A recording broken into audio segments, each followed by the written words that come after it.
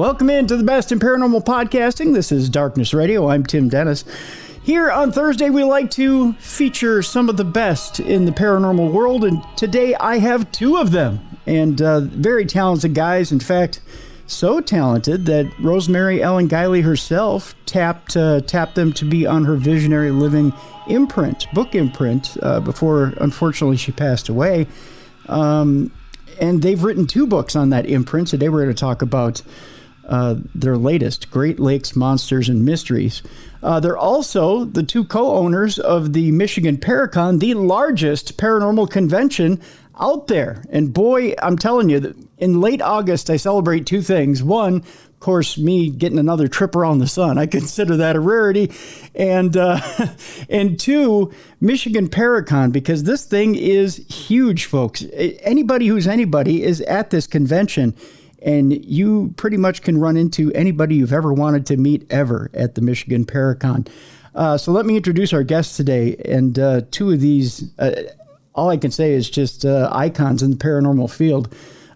These guys are movers and shakers, and they absolutely have put together one of the best paranormal conventions in the country and really changed the paranormal as we know it.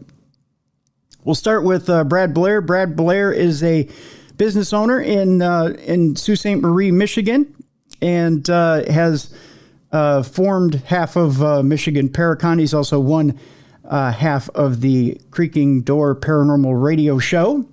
And then there is Tim Ellis. Tim Ellis also is I'm going to say this in case he has his ears open right now, is a radio station owner in Sault Ste. Marie, Michigan. I'll have my file and my resume ready in case this little podcast goes under.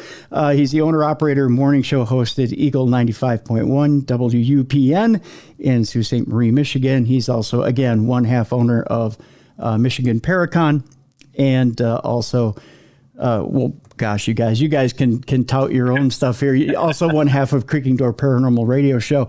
Let's introduce to Darkness on the Edge of Town Paranormal Radio Show, Tim Ellis and Brad Blair. Guys, thank you so much for being on the program today.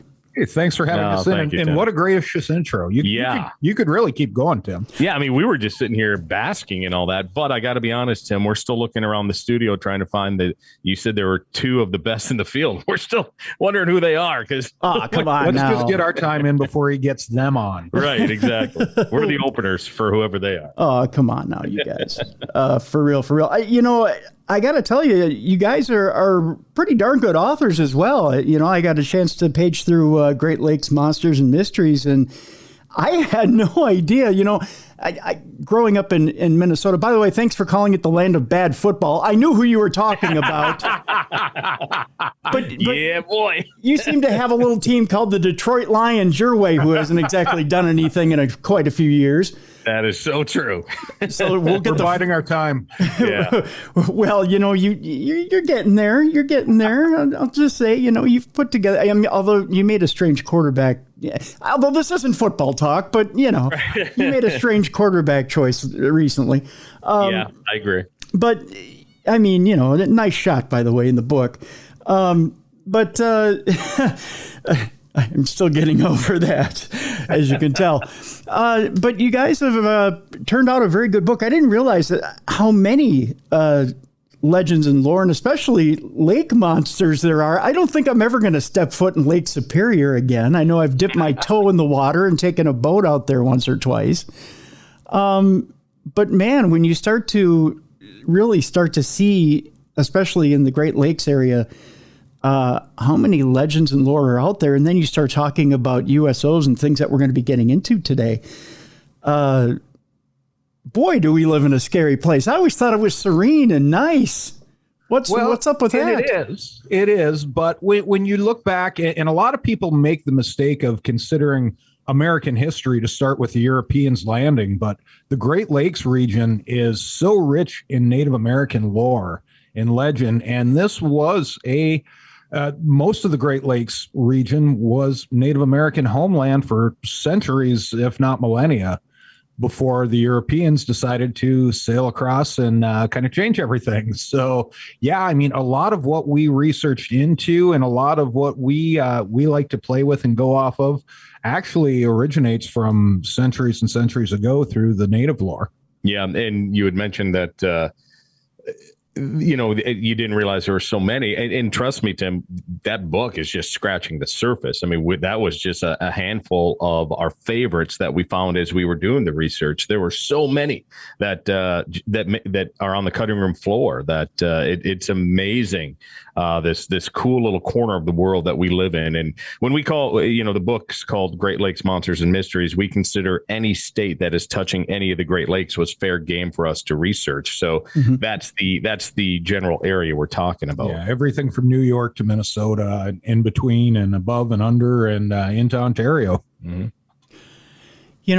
We have one main monster we focus on, I think, in the Twin Cities metro area. And that, we go further south for that, and that's in Lake Pepin. We talk about Peppy. That's kind of our version of the Loch Ness Monster. And even then, newscasters kind of attack it with a chuckle. It's always there's Peppy, and they had their little festival around Peppy down in Lake City, and it occurs a little later in the summer, even early fall.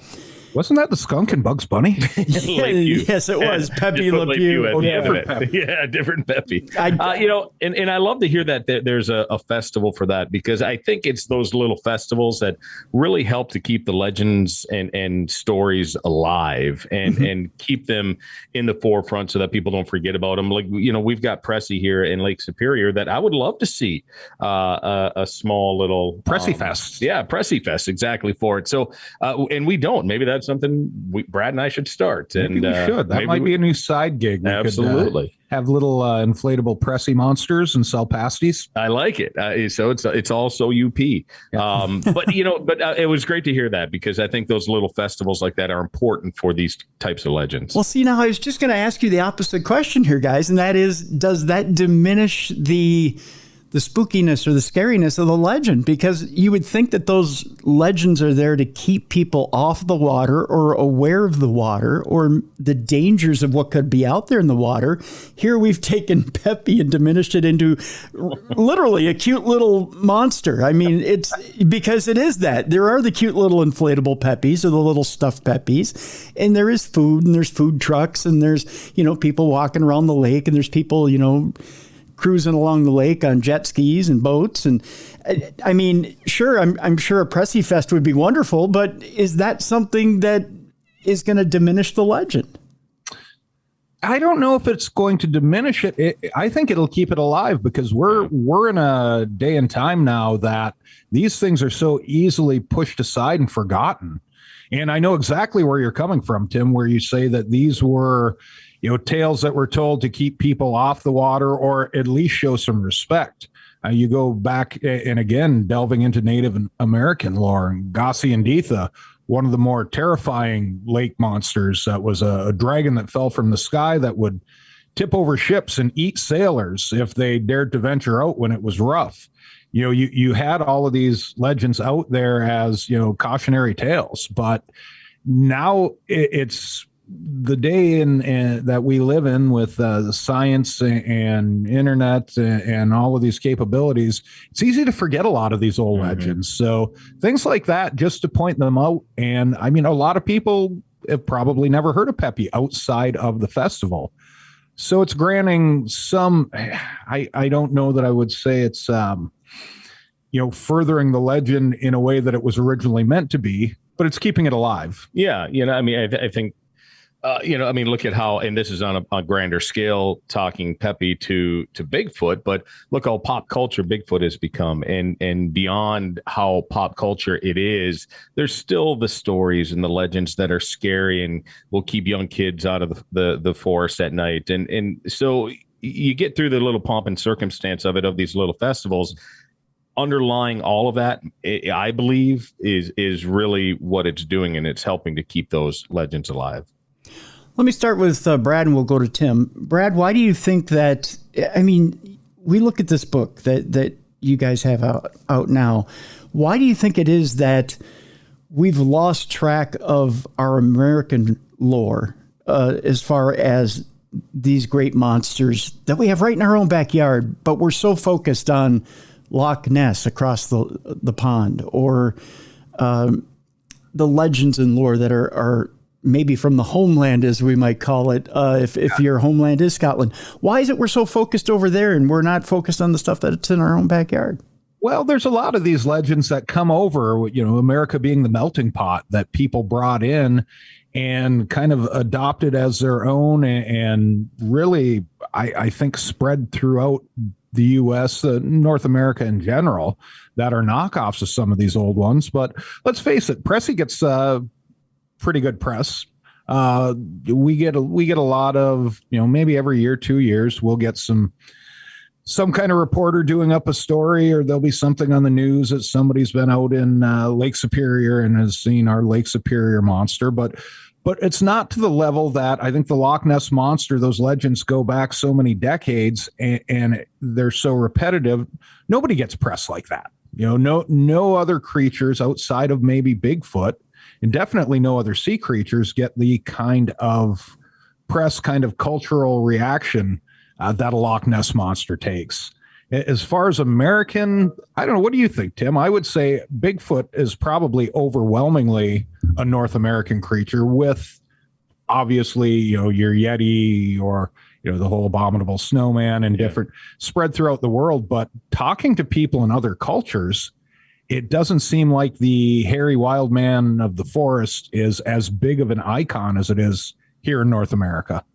Yeah, and so the Bigfoot thing is kind of that hybrid, because, the abominable and Sasquatch and all of those have been part of the native lore forever at different corners of the world. But the Bigfoot, as we know it, actually is a creation from the United States in California, when that, as a matter of fact, we talk about that in the book, where Bigfoot, as in that name, started. So that's kind of the hybrid creation there. And I really think it's what just media has been able to grab onto. And it's a regional thing. So Pressie is more right here in our backyard, but Bigfoot is everywhere. So you've got media from all over the place grabbing those types of stories and talking about. Now, Loch Ness is a little bit different, because Loch Ness is not everywhere, but for whatever reason, Loch Ness is the one that has grabbed the media attention. And so I really think it's just a matter of which media has really grabbed onto and helped push it. The power of radio, you're in it. So the power of media, once you get behind it and you put a microphone behind it or a camera behind it, and it just helps to spread the word more.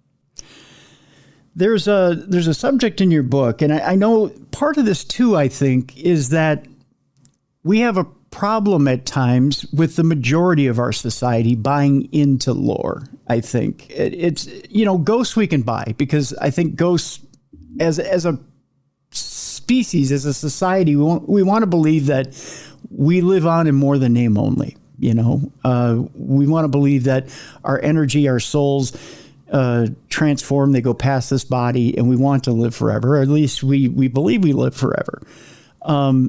I'm not taking an atheist view here, by the way.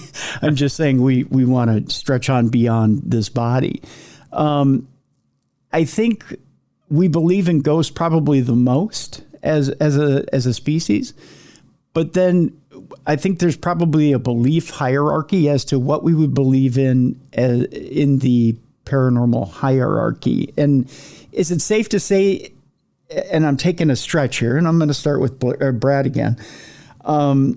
Is it safe to say that there is a hierarchy here as far as what people will believe in? And we could go from UFOs to down the cryptid line, Bigfoot, sea monsters, and then even go down as far as fairies and Puckwudgies and leprechaun, as to what people will buy into and what people will put out there and stand the litmus test of, will I be ashamed by it or not? Yeah, absolutely. There was a study done, it's been a few years now. Tim and I have cited it in some talks that we've given over the years.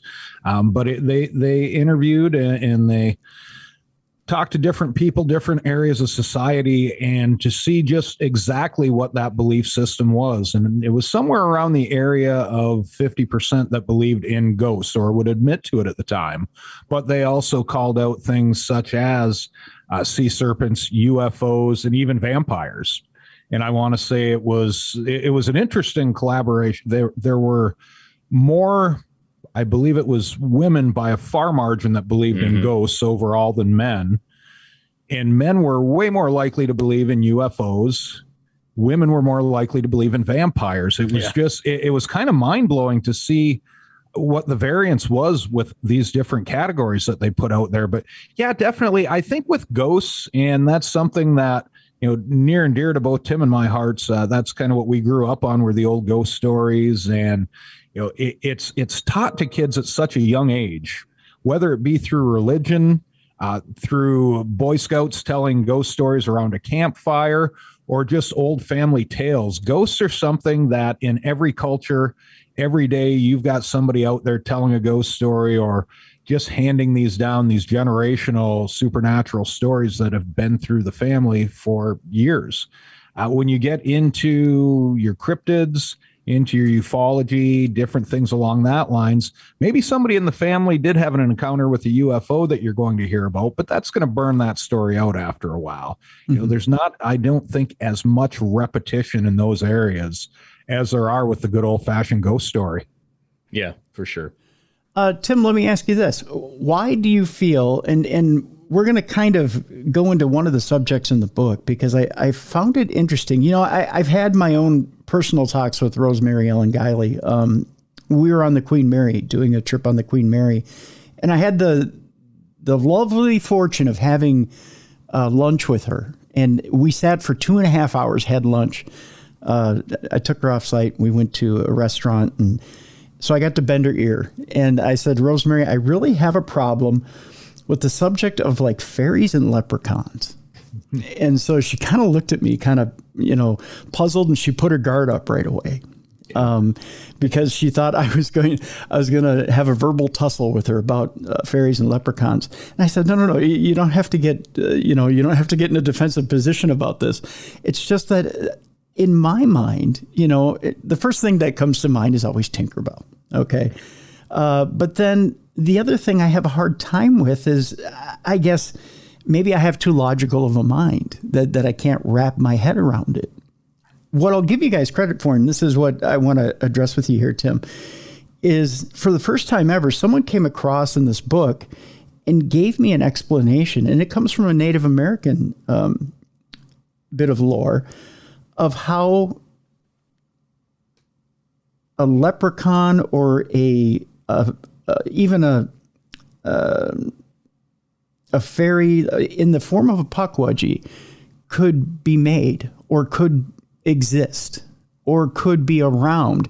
And even though it has a supernatural slant to it, it really makes me go, oh, okay, yeah, I could see that. And the fact that you guys report an actual sighting of lights that could form into what looks like a fairy folk. Okay, I get what you're seeing now. Explain to me why it's so hard for people to wrap their head around fairy folk.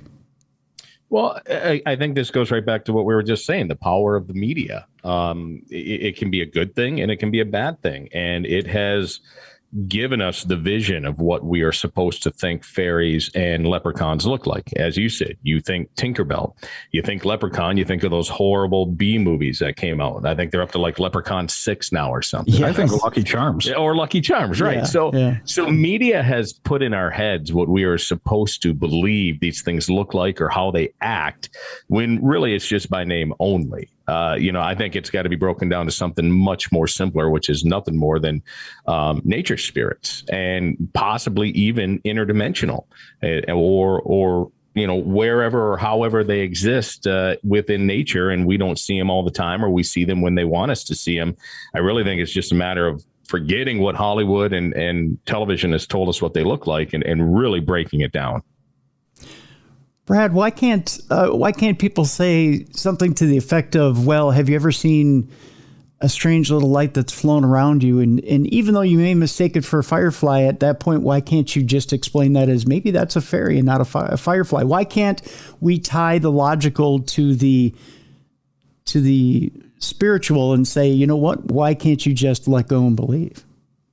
I think it's the same with any supernatural encounter. You've got that portion of society that doesn't want to admit to themselves what they're seeing, experiencing, but definitely don't want to go out and talk to a neighbor and say, hey, did you happen to see the fairies floating through the backfield last night?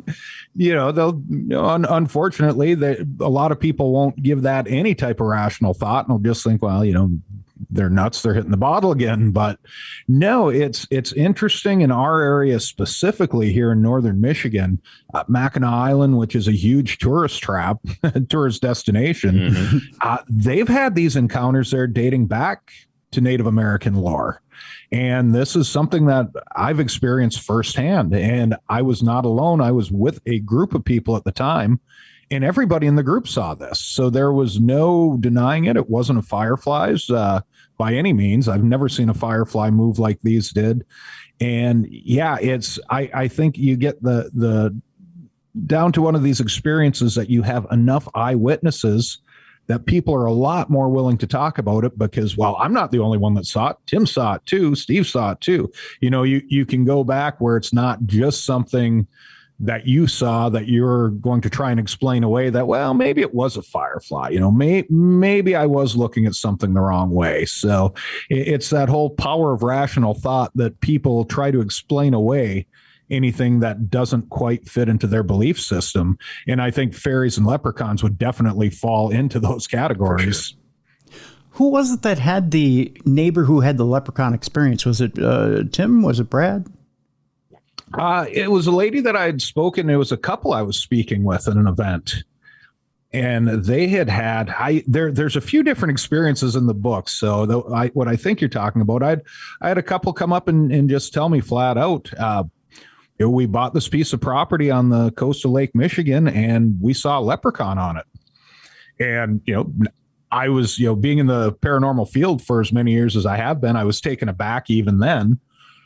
But I said, well, tell me about it. What exactly did you see? And they explained it as your stereotypical leprechaun would be, a small guy in a little suit, and he was staring at us, and he took off and ran away, and we were thinking about following him, but we thought better of it.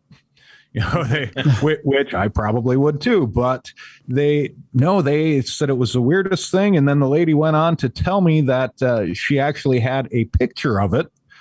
I said, well, you have to send this to me. So we exchanged information. And of course, I never heard from her after that. But just the story in and of itself, and her husband didn't really want her talking about it, didn't really want her saying anything. And it was very obvious that he was uncomfortable when she was telling it. But once I accepted what they were telling me and listened to them with an open mind and kind of took their notes to heart, he relaxed quite a bit and actually got in on the conversation. So again, a lot of it's societal acceptance on these categories. And one thing we learned while writing this book, Tim, was, something Brad and I have experienced for many, many years being on the paranormal side of things and investigating haunted locations, is people who have those experiences with the ghosts, their experience is real to them. You'll never change their mind. But, and to no surprise, it shouldn't have been a surprise. But as we kind of went out of our comfort zone a little bit to do this latest book, which was more about not ghosts and much more about lores and monsters and fairies and everything else. It's the same for those people who experience these situations. Their experience is as real as you and I and Brad sitting here talking right now. So it was, you see it in their face when you're sitting down and interviewing them. You can tell that what happened to them was as real as the day is long. Wow. Guys, I tell you what, at this point, we got to take our break here in the program. When we come back, I want to talk a little bit and get into a little bit UFOs and USOs and something that's akin to the Bermuda Triangle that's inside the Great Lakes. We'll talk about that when we get back. Our guests are Tim Ellis and Brad Blair. They're the co-founders of the Michigan Paracon. They also have a book out there that you're going to want to get a hold of, and the subject of what we're talking about here today. That book is called Great Lakes Monsters and Mysteries, and the book itself, along with their other book, Supernatural Haunts, is available at supernaturalhaunts.com. We'll have a link in the description of this program. When we come back, more with Tim Ellis and Brad Blair here on the best in Paranormal Talk Radio. This is Darkness Radio.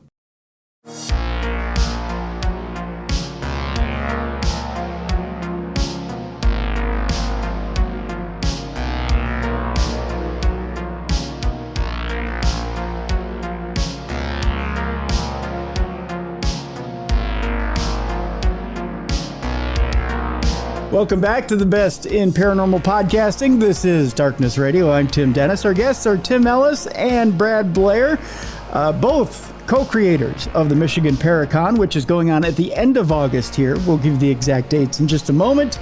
Also, they are the co-creators of Creaking Door Paranormal Radio. You can find those podcasts. We'll have a link to those as well. And they are the co-authors of Great Lakes Monsters and Mysteries. We will have the link to supernaturalhaunts.com where you can get that book and their other book, Supernatural Haunts. Get it because it's tied into the website there. It's clever. It's clever, guys. It's clever. I see what you did there. Before the break, guys, I was teasing that we were going to start talking about UFOs and USOs. One of the phenomena that we've discussed over the years, which seems unusual, and I get this question a lot from listeners: why an unidentified submersible object? Why go into the water? I mean, these things can fly about as much as they want. It's not like we can do anything to them as they fly out about the night sky. But Brad, let me ask you, why would you fly under the water, or why would you even make a base in the water if you're a UFO? Well, you have to remember, we have no idea what UFOs, USOs actually are, or what the science behind them is or may be. So there could be some component that they need something to do with the water, some mineral that's under the water of the Great Lakes.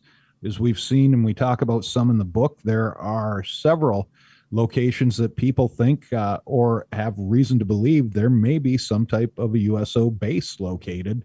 That and there's also the hideaway protection factors in there that people can't easily get at these objects or these bases when they're at the depths in the water, especially here in deeper waters that the Great Lakes offer, where they wouldn't necessarily be easily observed. So there's the hideout factor there. We just don't know, which is a great part of the mystery. There's a tale in the book having to do with a UFO. I believe it's over, was it Lake Michigan? Having to do with two airmen who went to tail this. I think it was in the 50s. Oh, the Kinross Incident. Oh, that's the Kinross. That's Lake Superior. That happened right here in our backyard. Okay, Lake Superior. Could you tell that story for us just briefly?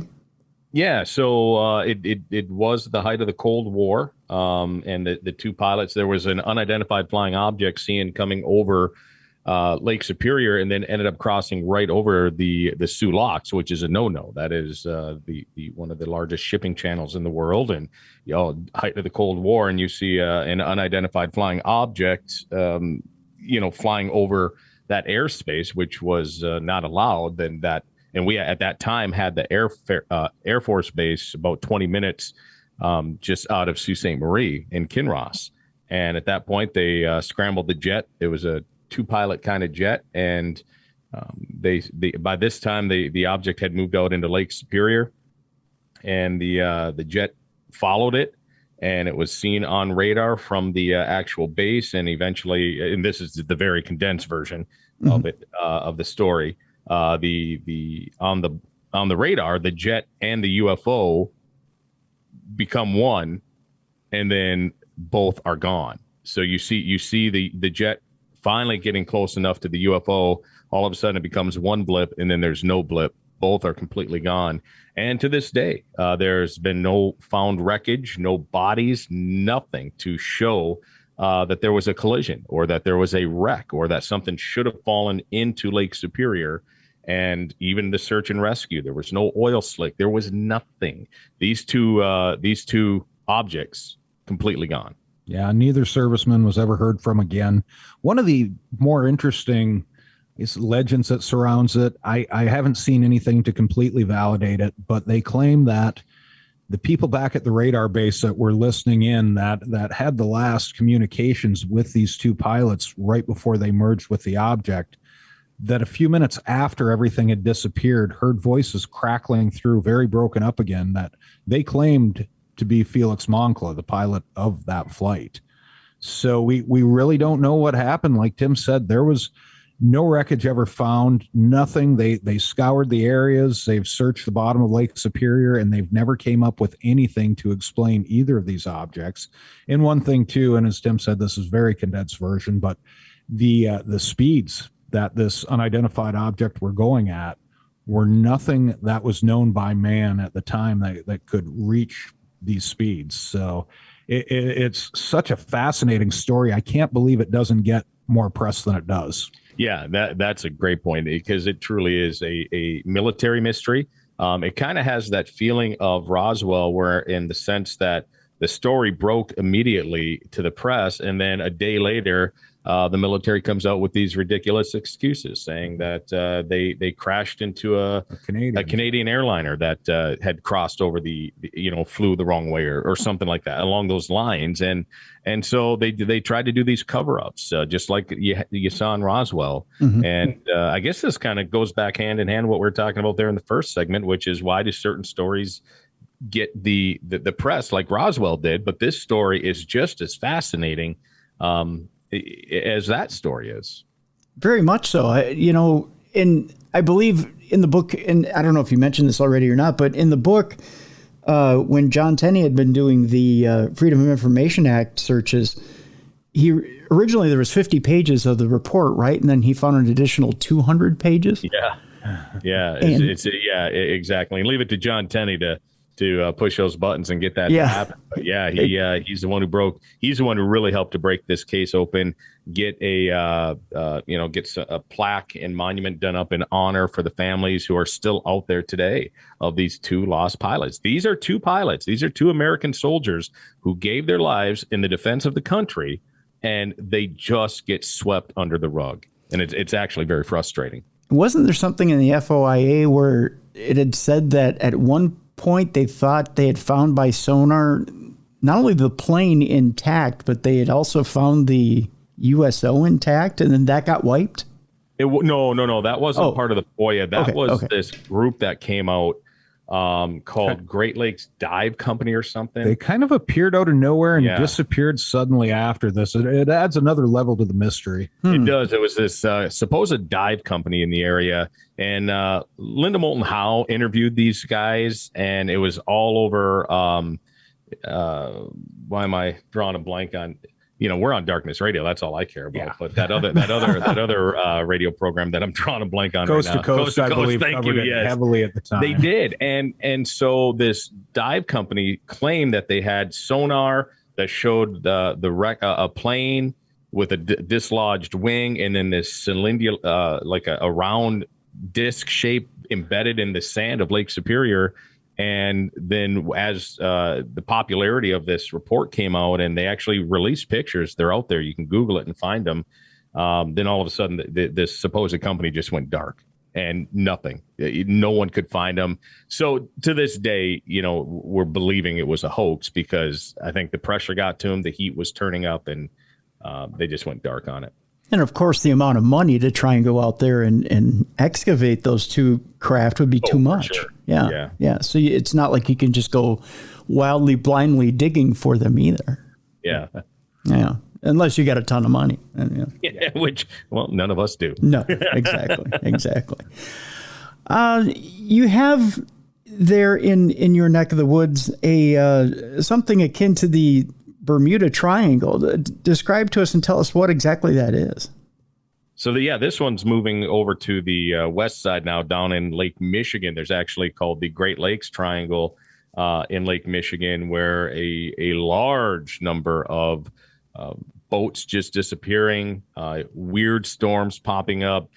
Basically, everything you hear of the Bermuda Triangle happening all in this area of Lake Michigan, which is almost right in the middle of the lake itself, and spans across to Illinois and Michigan and up into the lake. And so it's a fascinating area, and UFOs and USOs and all of that stuff heavily seen right in that spot.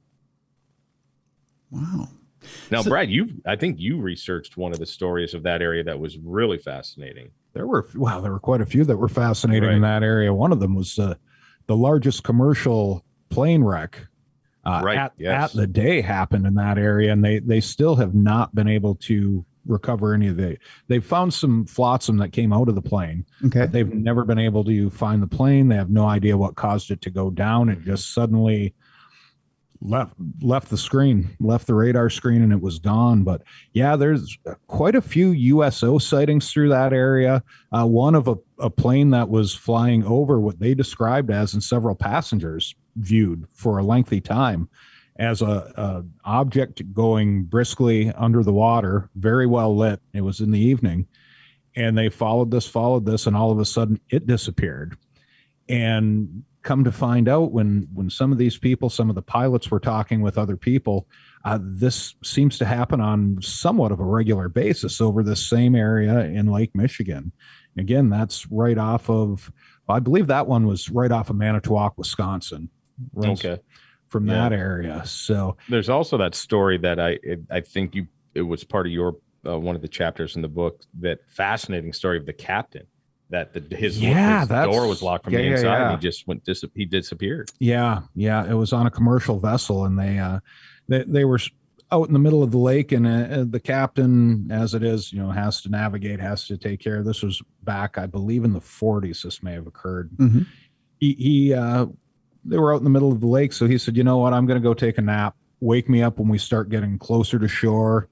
And everything was fine. Conditions weren't bad at all. He went and laid down, and the weather started kicking up. It got a little rough, and they were starting to approach their destination. And the first mate says, "Well, go wake up the captain, tell him we're almost there." So he went down and knocked on the captain's door, and couldn't hear any movement.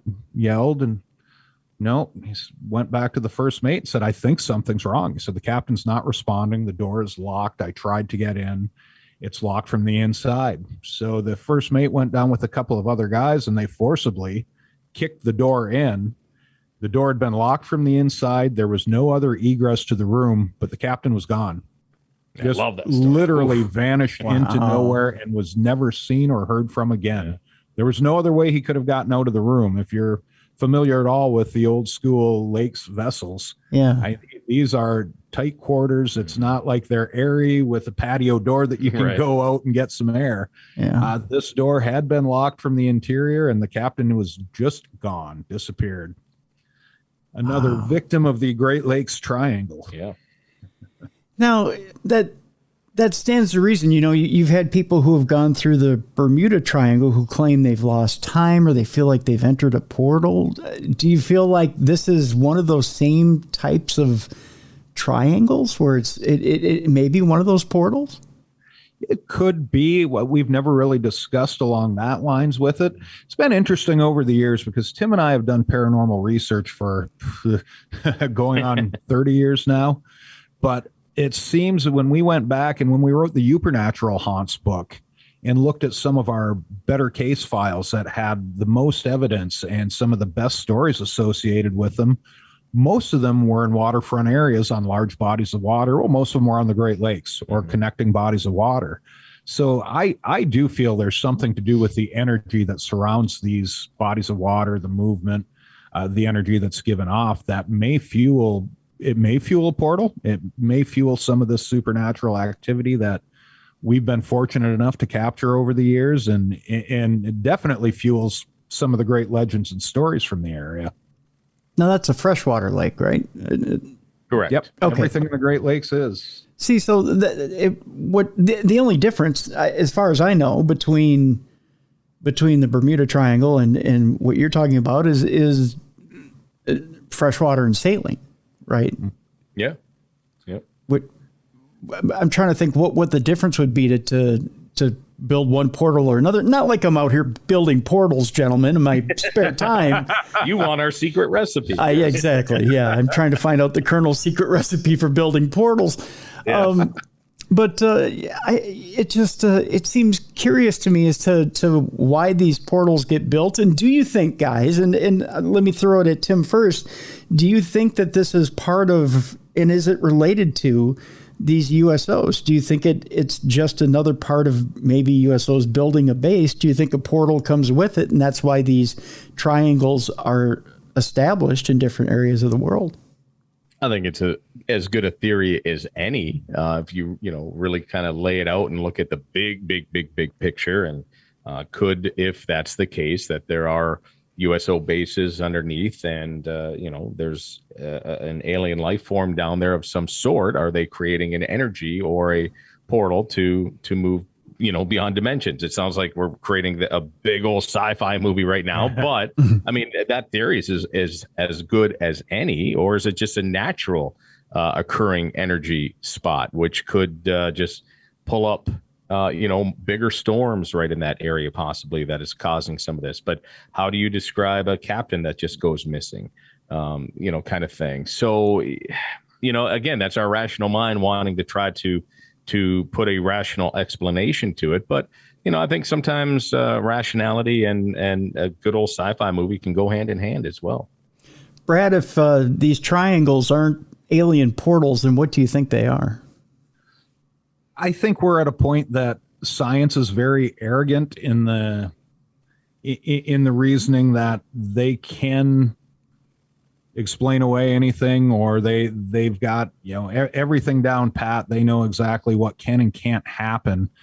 And I think that's very far from the truth. I mean, if you look just a century ago where humankind was versus today, the technological advances, if you put out half of what we use in our everyday lives today, if you would have put that in a book 100 years ago, it would have been considered science fiction. Mm-hmm. It would have said this can never happen. I think there's a lot of natural explanations for everything from hauntings to these possible portals. That science just does not understand all of the forms of energy that are out there, mm-hmm. or there's so much that's left to learn yet that I think will develop through the years. And I think 100 years from now, people can look back and listen to this podcast then and say, wow, that's, so-and-so discovered this in 2072 that, this was caused by such and such. It's just science is constantly learning, constantly moving forward. And it really gets irritating, especially in the paranormal field, when people just flat out say, well, no, that can't exist. Well, why not? Well, because it doesn't. There's just no rationale. Yeah. And I just think as things develop along, I think a lot of this is just going to become natural activity. Right now, we have no idea. We don't know what's causing this. There are theories that range everywhere from the bizarre down to the mundane of it just being some weather phenomena. Mm-hmm. Maybe it's somewhere in the middle. We don't know. Very true. Very true. Earlier, we were talking about sea monsters. There was one sea monster in the book that had a natural enemy that could defeat it or knock it back, and that was a thunderbird. Brad, can you explain to me what exactly a thunderbird is? I always thought it was just a Saturday morning cartoon, but I might be wrong there. Big Bird, Tim. Oh, that was Big Bird. Well, he was kind of scary, too. I mean, let's face it, if you're a timid kid, Big Bird will scare the heck out of you. And Snuffleupagus. Yeah. Oh, yeah, that too. Kind of the cool thing with the Thunderbird, and it makes me think there could be something real to this legend, because it's occurred in almost every different culture. The Arabic version is the Rock. You've got the Thunderbird up here in native Ojibwe lore, and throughout the U.S., more or less every tribal community had a version of the Thunderbird. But this was a giant bird. Nothing prehistoric about it as far as pterodactyl or anything like that. It was just this huge feathered bird, claws that could spear a deer. And in the native legend, some of the sea serpents that would rise up, that was the natural enemy of the Thunderbird. The Thunderbird could shoot thunder, which it translated more, I believe, into lightning out of its eyes, and it had this huge roar. But it would use these laser beams from the eyes, so to speak, but the lightning blasts to kill these different sea serpents, or at least ward them off. And one of the more, I guess, specific to the Lake Superior region was the great water cat that protected the copper mines. Yeah. And yes, it was, but they would battle the Thunderbirds, and it would sink anybody that tried to steal the copper from the area up in western Lake Superior, closer to the western end of the Upper Peninsula.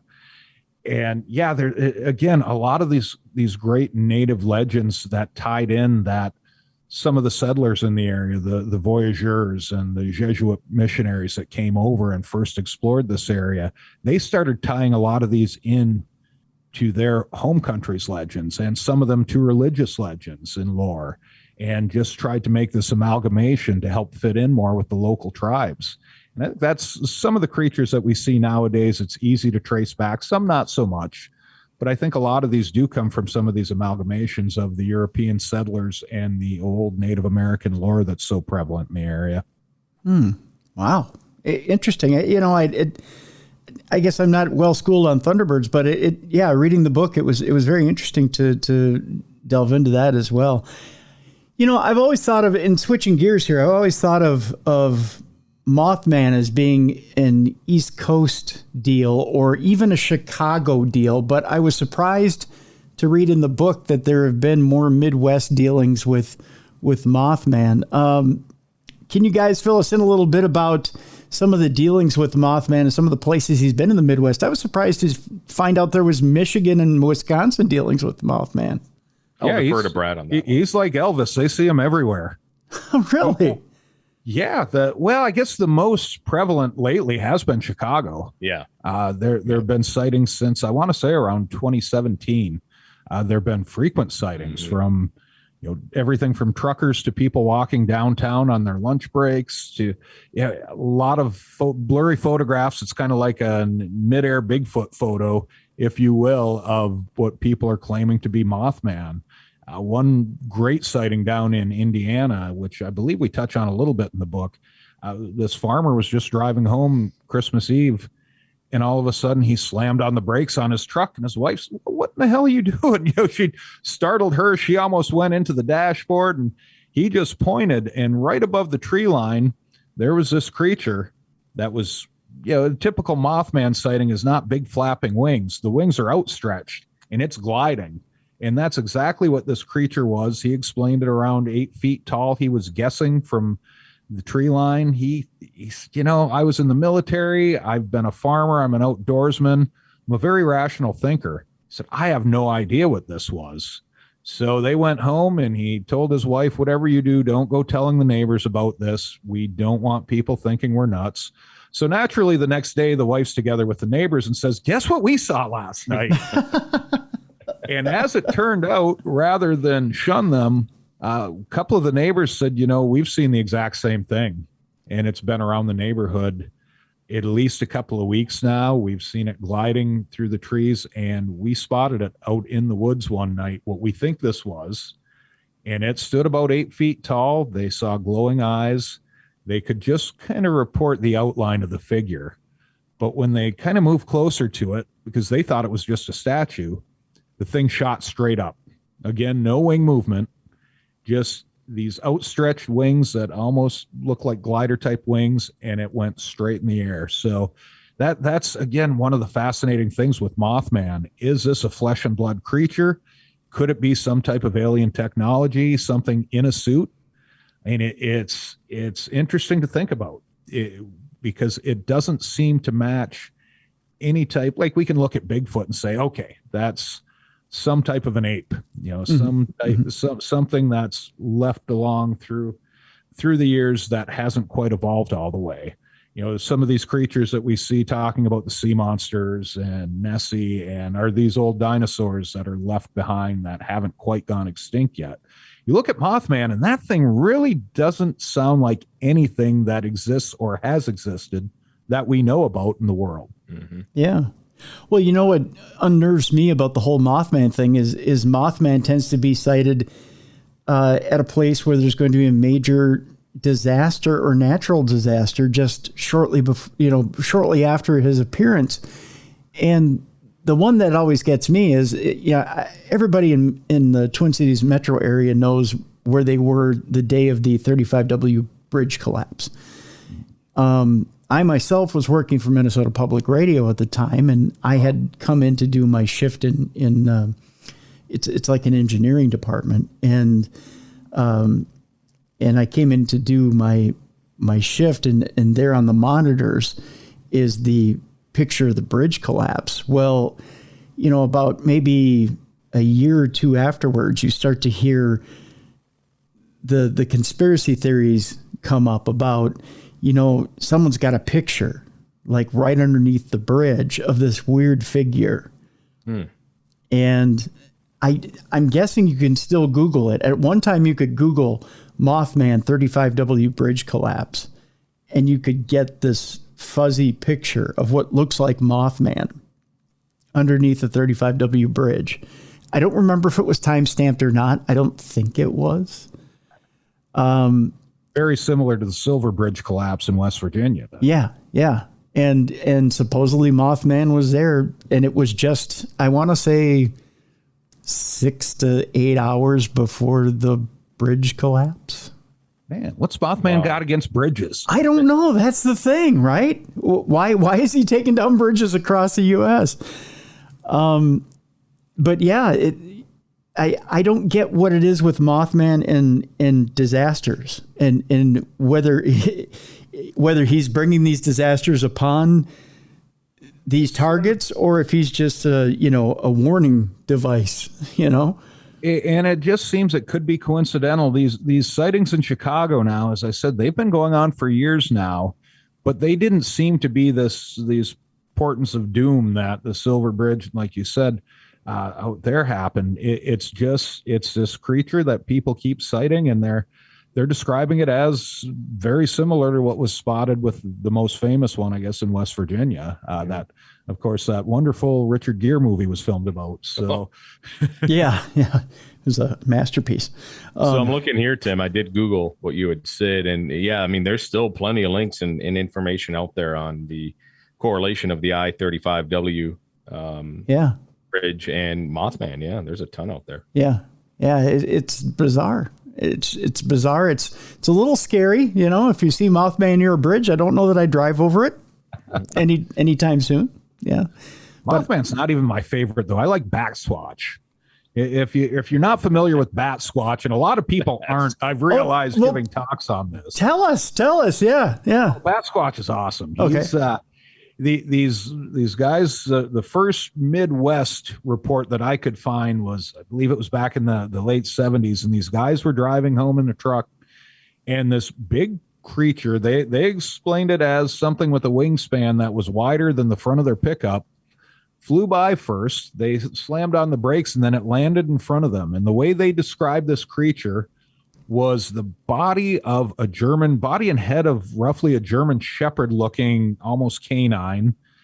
But they said they guessed that the wingspan was a good 12 feet wide, leathery bat type wings, no feathers.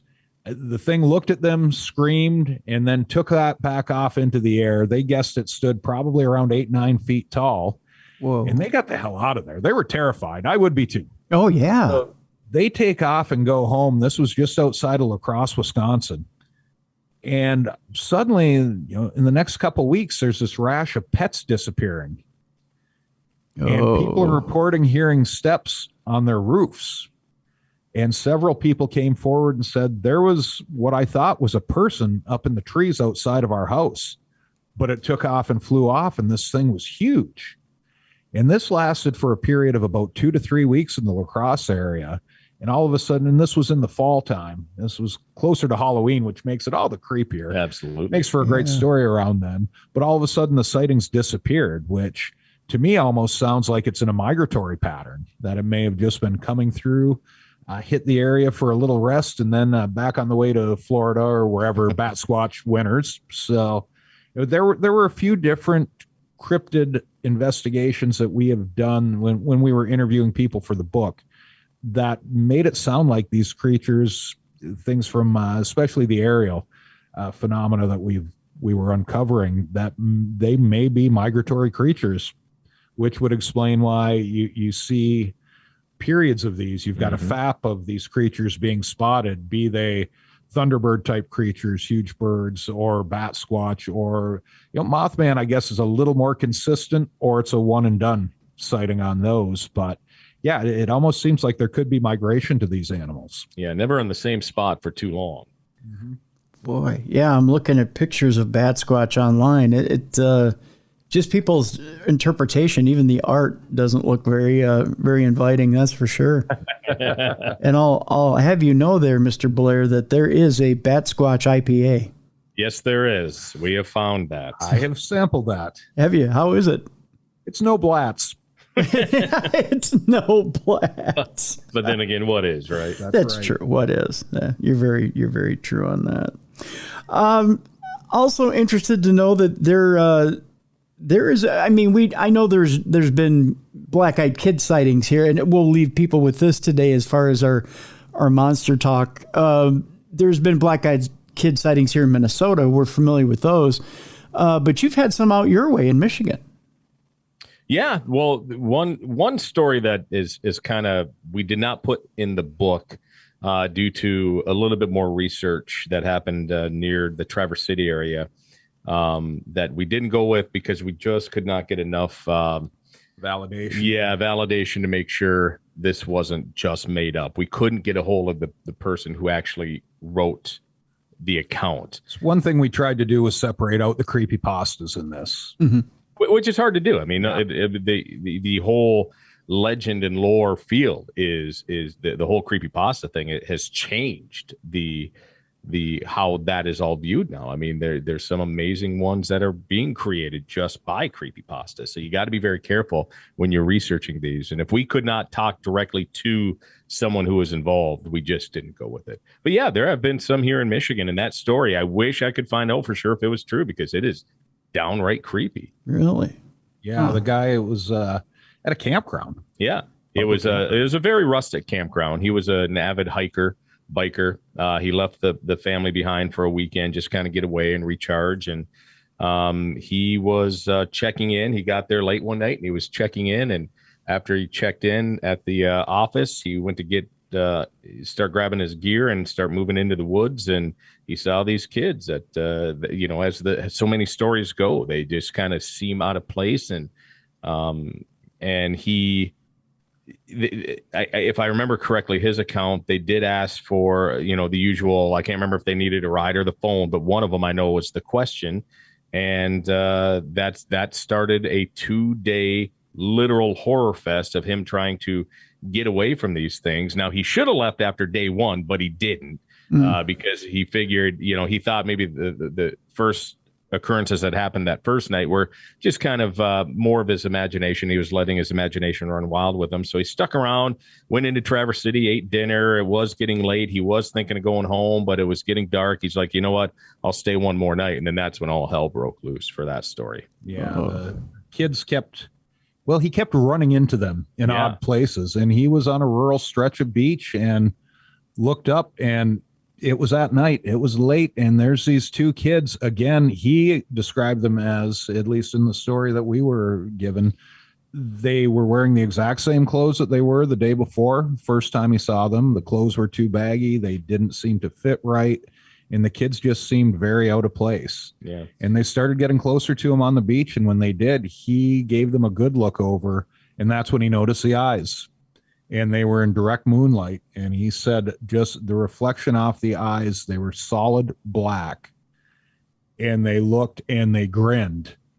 And the guy said, I was so uncomfortable. They asked for nothing at the time. They just looked at him. And I've never heard this in a black-eyed kid story, which makes it all the better.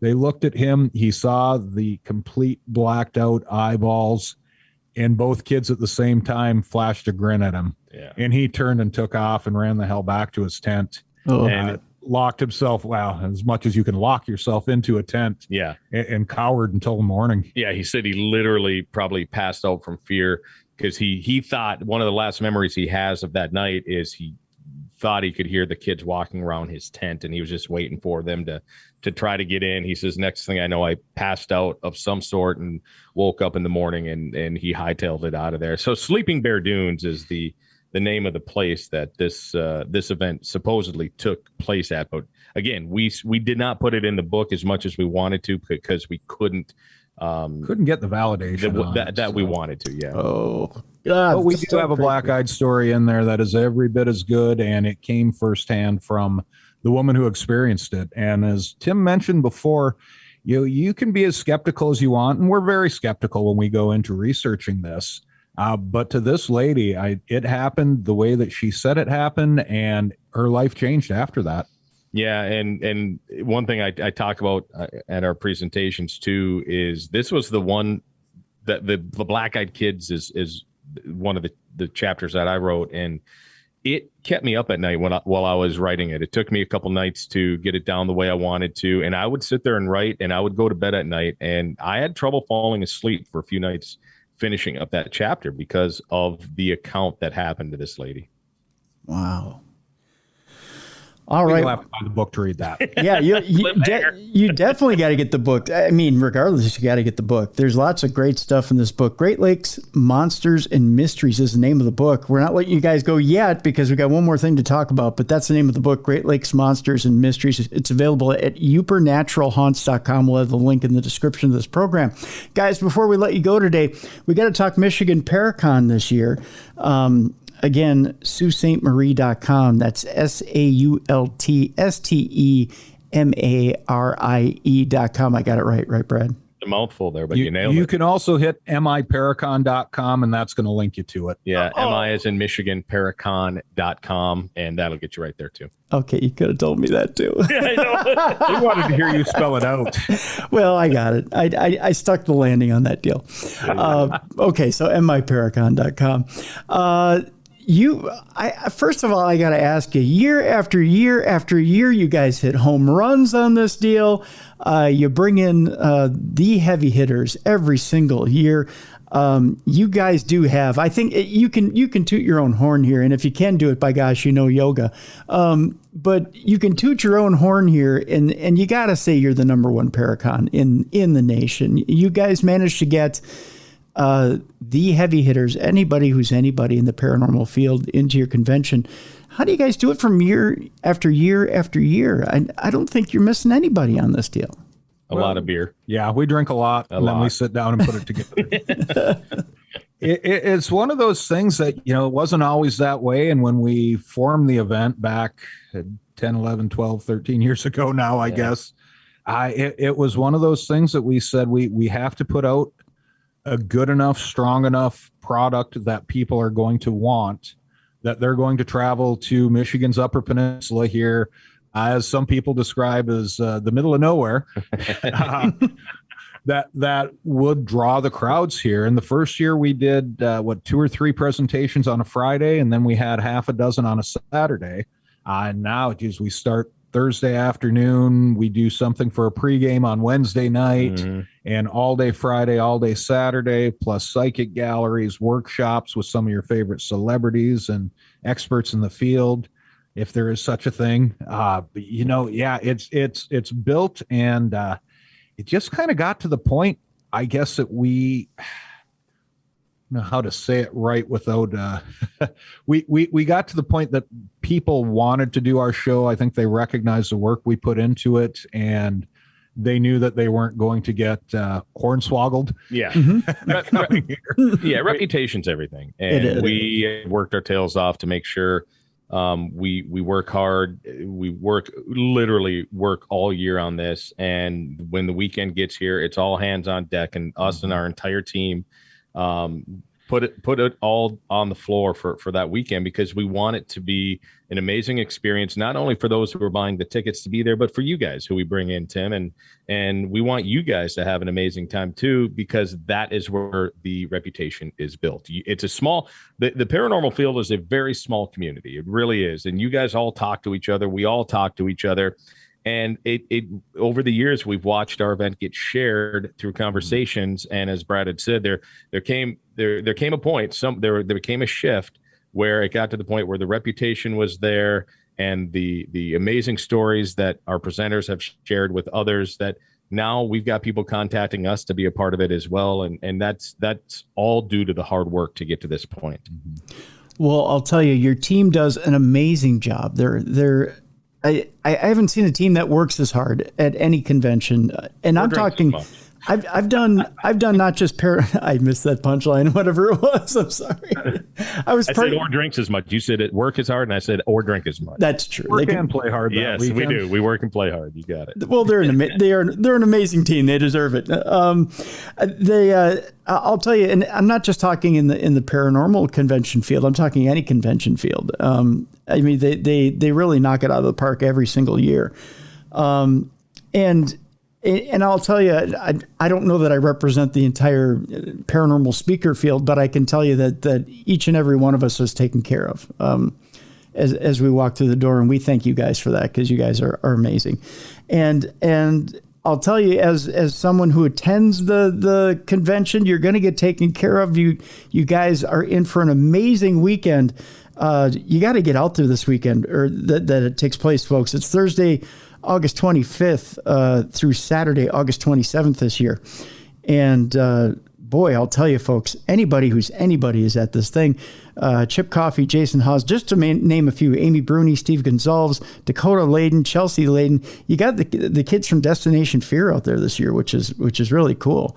That was one of our biggest requests this year, was for these kids. And Tim and I have never met them yet. No, this will be our first time meeting them, and looking forward to it as well. We had so many fan requests, though, that we went out and got in touch with them. And they said, yeah, they don't like to do a lot of these events, but they'd heard good things about ours and were willing to come. And I guess a couple people in the field stuck their necks out and told them that they would enjoy it, have a good time. And we're a little more no nonsense when it comes to the business end of things, but we make sure, as Tim said, everybody from the presenters to the attendees to our volunteers, which we can't thank enough, the great people that come out and help us out.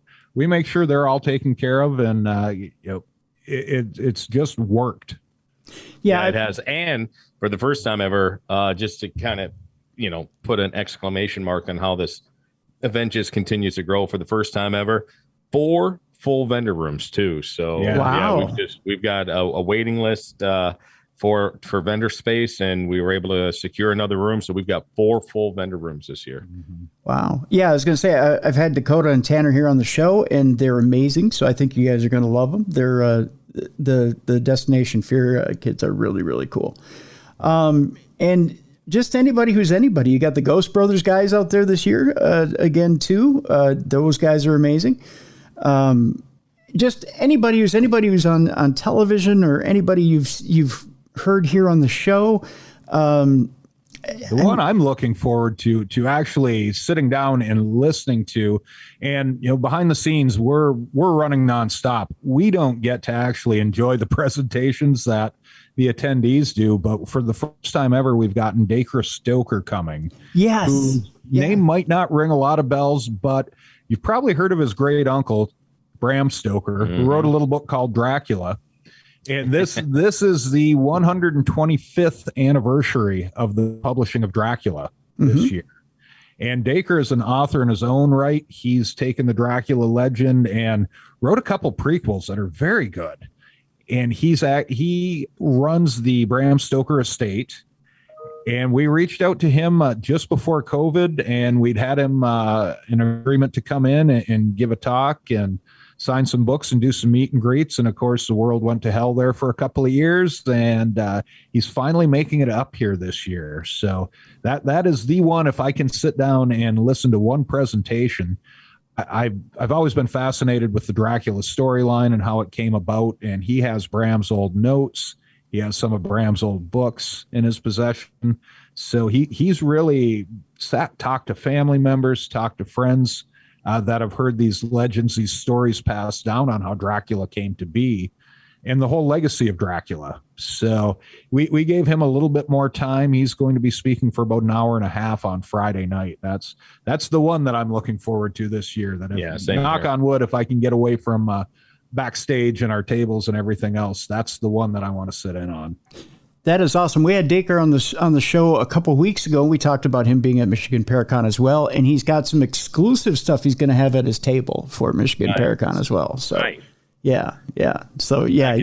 And I can tell you this much, he's really looking forward to Michigan Paracon as well. So excellent. Awesome. Yeah. So that's going to be awesome as well. So yeah, folks, there's still weekend passes available for Michigan Paracon.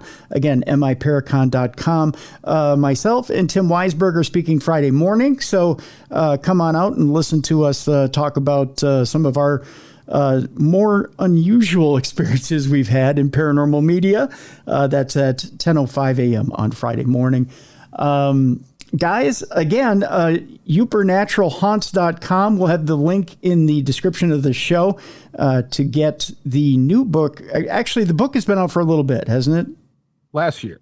Yep. Last year. Oh, well, that's new. Great Lakes Monsters and Mysteries. It's on the Visionary Living imprint. So, Brad Ellis, listen, you're not married to Tim. I think there's a few people out there who would say we're together enough. Much to Lindsay's chagrin, you're not married to Tim. Brad Blair, Tim Ellis, thank you so much for being with us here on Darkness Radio today.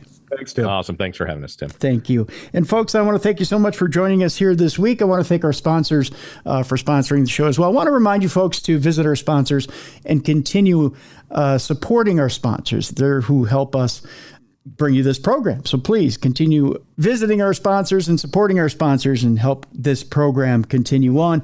Also, folks, I want to remind you, it's a little bit darker time out there in the world. I want you to continue putting a little bit of light into the darkness. I want you to take care of yourself and each other. Go out there and do something nice for somebody this weekend. If you see somebody in need, go ahead, give them a helping hand. It takes just a little bit of time. Maybe it's even a few dollars. Somebody who needs something, go out there and help them this weekend. It'll put a little bit of light into the world. And if each and every one of us does that, we can make the world a little bit better place this weekend. For Beer City Bruiser, I'm Tim Dennis. Thank you so much for joining us this week. For the best in paranormal podcasting, this has been Darkness Radio.